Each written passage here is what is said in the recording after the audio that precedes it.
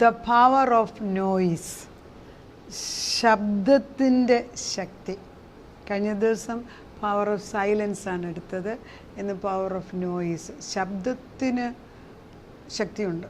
ഈ ശബ്ദത്തെക്കുറിച്ച് പറയാനാണെങ്കിൽ ദൈവം ഉണ്ടാകട്ടെ എന്ന് ഉൽപ്പത്തി പറഞ്ഞ 1-ാം അധ്യായത്തിൽ ഉണ്ടാകട്ടെ എന്നുള്ളതിൻ്റെ ശബ്ദം എത്രയാണ് നമുക്ക് അറിഞ്ഞുകൂടാ. എന്താന്നേലും ഭൂമിയും ഭൂതലവും സ്വർഗത്തിലുള്ളതെല്ലാം അപ്പച്ചൻ പറഞ്ഞുണ്ടാക്കിയതാണ്. അവിടെ ഒരു സൈലൻസ് അല്ല, അവിടെ വലിയ ശബ്ദം തന്നെയാണ്. ഞാൻ അതിനെക്കുറിച്ചല്ല ഇന്ന് എടുക്കുന്നത്. നമ്മൾ സൈലൻസിന് നമുക്ക് നമ്മുടെ സമാധാനം ഇല്ലാതാക്കുന്ന ശബ്ദത്തെക്കുറിച്ചാണ് പറയുന്നത്.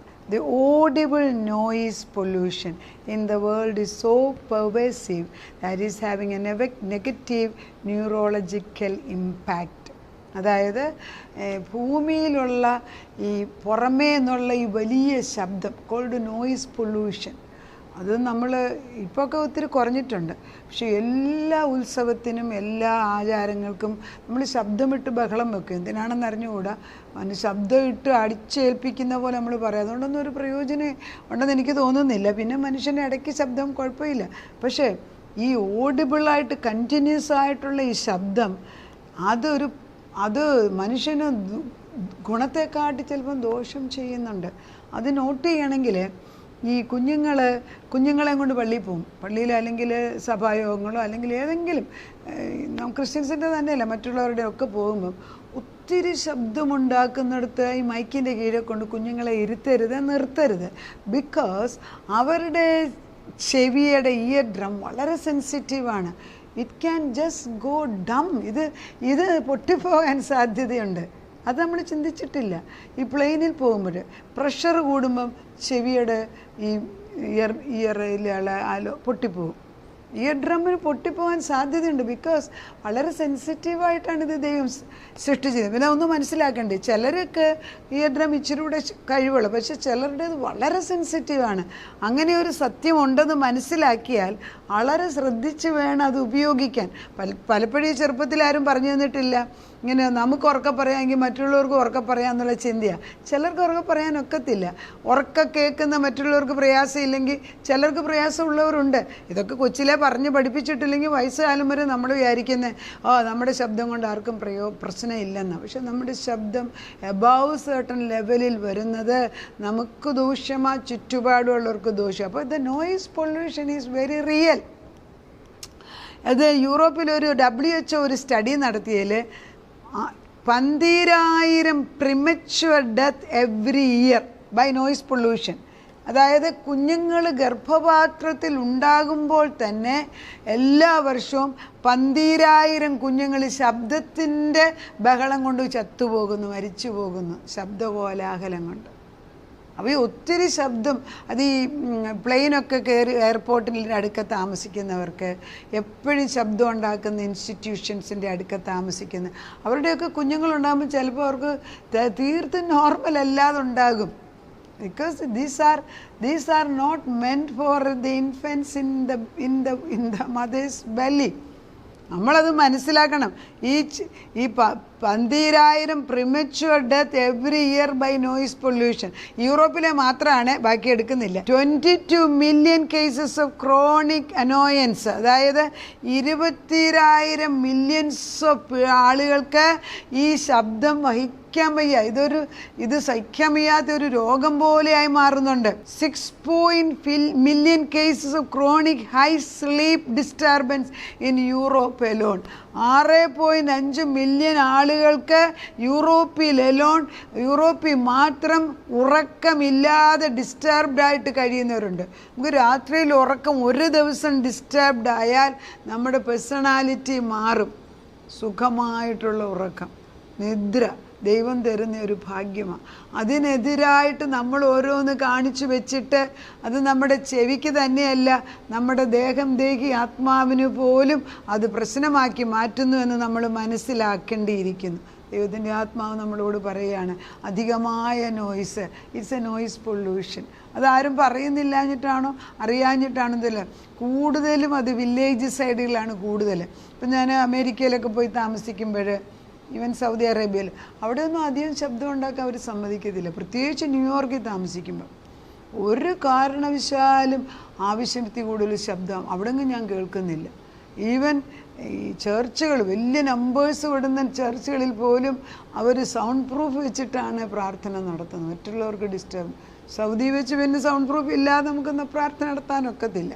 അപ്പം സൗണ്ട് ആവശ്യത്തിൽ കൂടി വരുന്നത് ഒരു ശാപം തന്നെയാണ്. It is A disturbance. It causes learning impairment in children. കുഞ്ഞുങ്ങൾക്ക് പഠിക്കാൻ ബുദ്ധിക്കുറവുണ്ടാകും. എപ്പോഴെങ്കിലും എയർപോർട്ടിനടുത്ത് താമസിക്കുകയും അതുപോലെ ഈ നോയിസ് പൊല്യൂഷനുള്ളിടത്ത് അടുത്ത് താമസിക്കുന്ന കുഞ്ഞുങ്ങൾക്ക് എന്തെങ്കിലും വികടമായ ബുദ്ധിഭ്രമമോ അല്ലെങ്കിൽ ഏതെങ്കിലും തരത്തിൽ പഠിക്കാൻ ബുദ്ധിക്കുറവോ അല്ലെങ്കിൽ പിന്നെ വളരെ ടെമ്പർ ടാൻഡർ എന്ന് പറയും, ധൃതി ബഹളം വെക്കുന്ന പിള്ളേരൊക്കെ ആയി മാറുന്നതിൻ്റെ കാരണം the noise is polluting there inner thing every day.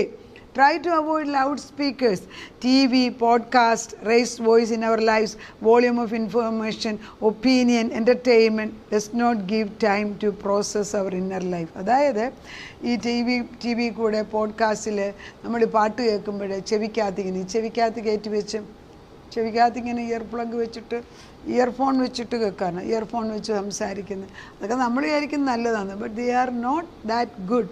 കഴിഞ്ഞ ദിവസം ഞാൻ വായിച്ചായിരുന്നു, നമ്മൾ ഉപയോഗിക്കുന്ന ഈ ജീവൻ ഐപോഡ് ആണെങ്കിലും ടെലിഫോൺ ആണെങ്കിലും മൊബൈൽ ഒക്കെ കുഞ്ഞുങ്ങൾക്ക് ഒത്തിരി കൊടുത്താൽ that destroys the brain even. അതുപോലെ സ്മാർട്ട് വാച്ച് കയ്യെ കെട്ടിവെച്ച് നമ്മൾ വിചാരം ഇതെല്ലാം സ്മാർട്ടാണ്, എല്ലാവരും വലിയ ഗമയെ കാണിച്ചുകൊണ്ട് നടക്കും. പക്ഷെ when you are wearing smart watch, the vibration of it is causing problem for your internal organs. ആര് പറയാനാ? മറ്റുള്ളവരുടെ മുമ്പിൽ കാണിക്കാൻ വേണ്ടി ഞാൻ മറ്റവനെക്കാട്ടും നല്ലതാണെന്ന് വിചാരിച്ച് മൊബൈൽ ഫോൺ നെഞ്ചിനകത്ത് കയറ്റി, അതായത് പോക്കറ്റിനകത്ത് കയറ്റി വെച്ച് സ്മാർട്ട് ഫോൺ കയ്യിൽ കെട്ടി, പിന്നെന്തോന്ന് ഓരോന്ന് അളക്കാനുള്ളത് വിരളെ കയറ്റി വെച്ച്, ഇതൊക്കെ നടക്കുമ്പോൾ നമ്മൾ ഓർക്കണം, we are actually defiling everything God has given. ദൈവം സൃഷ്ടിച്ച വളരെ മിതമായിട്ട് മനോഹരമായിട്ട് അവൻ സൃഷ്ടിച്ചാണ്, അതെടുത്ത് കളയരുത്. Try to avoid these things. Loud speaker, TV, podcast, പിന്നെന്താ raised voices, volume of information. ഈ ഇൻഫോർമേഷൻ തന്നെ ഒത്തിരി ആഫ്റ്റർ ഇൻഫോർമേഷൻ വന്നിട്ട് നമുക്ക് സ്വയമേ ഇരിക്കാൻ സമയമില്ല, ചിന്തിക്കാൻ സമയമില്ല, അത് അഴുക്കാണ്. അപ്പോൾ silence is important for cleansing the way to know God. നമ്മൾ മൗനമായിട്ടിരുന്നിട്ട് ദൈവശബ്ദം കേൾക്കാൻ ആഗ്രഹിക്കണം. അതുകൊണ്ടാണ് സങ്കീർത്തനം 46 എടുക്കാം. 46 10 പറയുന്നത് മൗനമായിട്ടിരുന്ന് മിണ്ടാതിരിക്കുക. നമ്മൾ ബഹളം വെക്കുമ്പോൾ നമ്മളൊന്നും ശ്രദ്ധിക്കുന്നില്ല, നമുക്കൊന്നും കേൾക്കാനൊക്കത്തില്ല. 46 അങ്ങനെ മിണ്ടാതിരുന്ന് ഞാൻ ദൈവമെന്നറിയുക. എന്തിനാ മിണ്ടായിരിക്കാൻ പറഞ്ഞു ദൈവത്തിന്? മിണ്ടായിരുന്നു നീ ഉറക്കം വിളിച്ചാൽ നീ കേൾക്കൂ. നീ ഉറക്കം വിളിച്ചുകൊണ്ടിരിക്കുമ്പോൾ എനിക്ക് നിന്നോട് സംസാരിക്കാൻ ഒക്കുന്നില്ല. പ്രാർത്ഥിക്കുമ്പോൾ തന്നെ ശ്രദ്ധിച്ചിട്ടുണ്ട്, ഒത്തിരി അങ്ങ് പ്രാർത്ഥന അങ്ങോട്ട് പറഞ്ഞുകൊണ്ടിരിക്കുന്നവർക്ക് അത് ഞാൻ കണ്ടിട്ടുണ്ട്. ഞാൻ വചനം പറയും, 1.5 മണിക്കൂർ വചനം ഞാൻ ക്ലാസ് പോലെ അല്ലെങ്കിൽ മെസ്സേജ് പോലെ കൊടുക്കും. അത് കഴിഞ്ഞിട്ട് പ്രാർത്ഥിക്കാൻ പറയും. സ്ത്രീകളുടെ കൂട്ടത്തിലാണ് അവർ പ്രാർത്ഥിക്കും. ആ പ്രാർത്ഥിക്കുന്ന മിക്കപ്പോഴും ഒരാളാണ് പ്രാർത്ഥിക്കുന്നത്. പ്രാർത്ഥിച്ചു കഴിയുമ്പോൾ അവരുടെ മക്കളുടെ കാര്യം, നമ്മുടെ മക്കളുടെ കാര്യം എല്ലാവരുടെ അടുത്ത് അതെല്ലാം കഴിഞ്ഞിട്ട് ഞാൻ ഇങ്ങോട്ട് പോരാൻ നേരത്തെ ഒരു കാറിനെടുക്കുക ഓടി വന്നു വെച്ചു, എൻ്റെ മോക്ക് വേണ്ടി പ്രാർത്ഥിക്കണം, എൻ്റെ മോൻ. അപ്പോൾ ഇപ്പോൾ പ്രാർത്ഥിച്ചു എന്തുമായിരുന്നു? They don't believe it.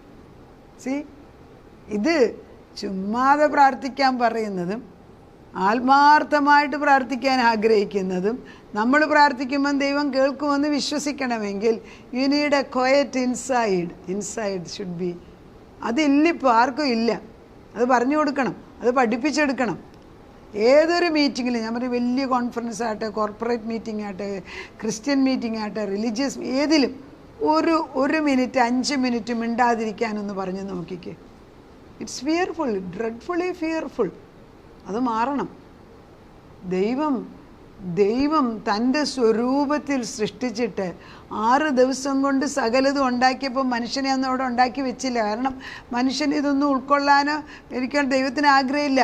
ഇതെല്ലാം ഉണ്ടാക്കി ഏദൻ തോട്ടം ഉണ്ടാക്കി കഴിഞ്ഞിട്ട് തൻ്റെ കൈകൊണ്ട് തൻ്റെ സ്വരൂപത്തിൽ ഛായയിൽ സൃഷ്ടിച്ച മനുഷ്യൻ ആദം കിടക്കുമ്പോൾ അവൻ്റെ ശ്വാസം ഈ ആദത്തിൽ ഊതിക്കൊടുത്തപ്പോൾ അവൻ ജീവനുള്ള ഒരു ദേഹിയായി തീർന്നപ്പോൾ ദൈവത്തിൻ്റെ ക്യാരക്ടർ ഇവനുണ്ട്. ദൈവത്തിന് ഈ വലിയ സ്വഭാവവും വലിയ ശബ്ദമൊന്നും ആവശ്യമില്ല, അതൊക്കെ നേരത്തെ കഴിഞ്ഞെന്നേ.